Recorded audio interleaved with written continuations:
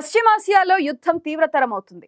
Hamas అంతమే తమ లక్ష్యం అంటున్న ఇజ్రాయెల్ అంతు చూస్తామంటూ ఇరాన్ హెచ్చరిస్తుంది. దీంతో అమెరికా రంగంలోకి దిగింది. మిడిల్ ఈస్ట్ లో తన సత్తా చూపిస్తూ పావులు కదుపుతుంది.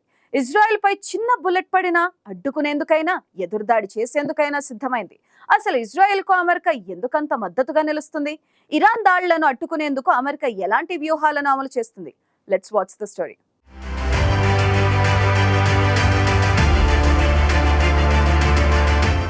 ఇజ్రాయెల్పై హమాస్ దాడి చేయడంతో మొదలైన యుద్ధం 10 నెలలవుతున్నా కొనసాగుతూనే ఉంది. హమాస్ను అంతం చేయాలనే లక్ష్యం పెట్టుకున్న ఇజ్రాయెల్కు అమెరికా అండగా నిలుస్తోంది.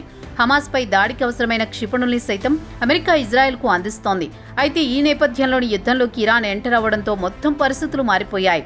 హమాస్ చీఫ్ను ఇరాన్లో హత్య చేయడంతో ఇజ్రాయెల్పై దాడికి సిద్ధమవుతోంది. దీంతో ఇజ్రాయెల్పై ఏ క్షణమైనా ఇరాన్ దాడి చేస్తుందన్న సమాచారంతో అమెరికా అలర్ట్ అయింది. మధ్యప్రాచ్యంలో చీమ చిటుక్కుమన్నా వెంటనే తెలిసిపోయేలా ఇంటెలిజెన్స్ సహా అన్ని వ్యవస్థలను అప్రమత్తం చేసింది. ఇజ్రాయెల్ కోసం అమెరికా ఏకంగా United states African command, Indo Pacific command, central command వీటన్నింటినీ కోఆర్డినేట్ చేస్తూ పెంటగాన్ రంగంలోకి దిగింది. దీంతో ఇజ్రాయెల్ పైకి చిన్న బుల్లెట్ దూసుకొచ్చినా అడ్డుకునేందుకు కావలసిన సహాయాన్ని అమెరికా అందిస్తోంది. గల్ఫ్ ఆఫ్ ఒమన్లోని వ్యూహాత్మక ప్రాంతాల్లో USS Abraham Lincoln aircraft carrier strike group, USS Roosevelt carrier strike group సిద్ధంగా ఉన్నాయి. ఎయిర్ క్రాఫ్ట్ క్యారియర్తో పాటు డిస్ట్రాయర్, సబ్మెరైన్స్ను ఇప్పటికే అమెరికా ఇజ్రాయెల్కు పంపింది. వీటికి తోడు ఫైటర్ జెట్ స్క్వాడ్రన్ను కూడా అమెరికా మోహరించింది. అయితే ఇవి ఎక్కడి నుంచి పనిచేస్తాయనేది మాత్రం అమెరికా సీక్రెట్గా ఉంచుతోంది.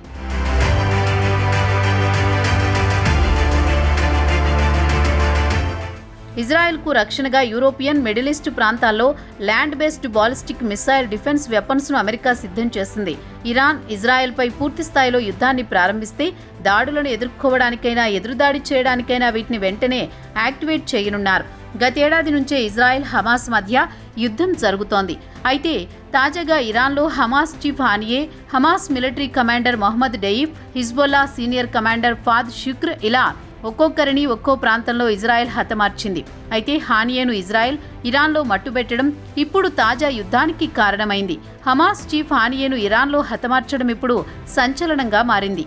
తమ దేశానికి వచ్చిన అతిథిని హతమార్చడంపై ఇరాన్ రగిలిపోతోంది. దీంతో ఇజ్రాయెల్పై తాము చేసే దాడికి మిత్రదేశాలన్నీ కలిసి రావాలని ఇరాన్ పిలుపునిచ్చింది. లెబనాన్ కూడా ప్రస్తుతం ఇజ్రాయెల్పై దాడి చేస్తోంది. ఏప్రిల్లో ఇజ్రాయెల్పై ఇరాన్ మిసైల్స్, డ్రోన్లతో సక్సెస్ఫుల్గా దాడులు చేసింది. అత్యంత ఆధునికమైన, నమ్మకమైన ఇజ్రాయెల్ ఐరన్ డ్రోమ్ వ్యవస్థను ఇరాన్ మట్టి కరిపించింది. వాస్తవానికి ఇజ్రాయెల్ ఇరాన్ మధ్య చాలా దూరమే ఉంది. అయినప్పటికీ ఇజ్రాయెల్ పైకి క్షిపణుల్ని ప్రయోగించింది. అయితే అప్పట్లో తాము చేసింది చిన్న దాడి మాత్రమేనని, ఫ్యూచర్లో భారీ దాడులు చేస్తామని ఇరాన్ హెచ్చరించింది. అన్నట్లుగానే ఇప్పుడు ఇజ్రాయెల్ పైన ప్రత్యక్ష యుద్ధానికి సిద్ధమవుతోంది.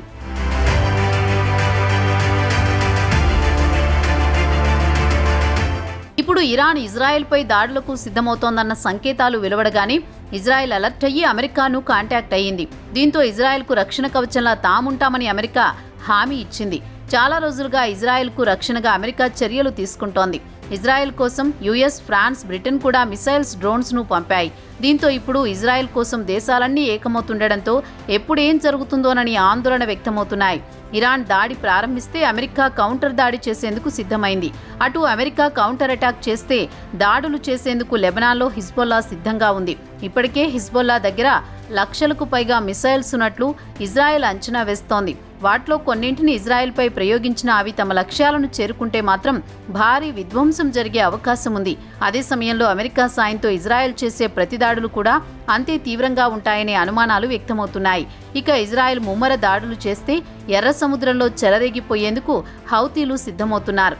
ఇజ్రాయెల్ అమెరికా సహా వాటి మిత్రదేశాలకు చెందిన వాణిజ్య నౌకలపై దాడులకు సిద్ధమవుతోంది.